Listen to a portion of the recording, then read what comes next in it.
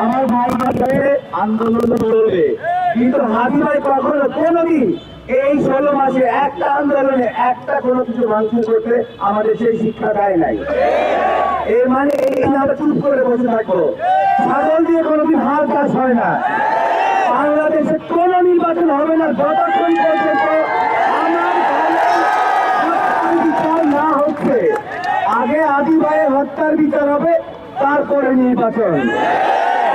সময় যখন আসবে, অতি দ্রুত সময় আসতেছে, আপনারা এই হত্যার বিচার দায় সম্পন্ন করেন, না হলে এক দফা এই সরকারের পতন, এক দফা।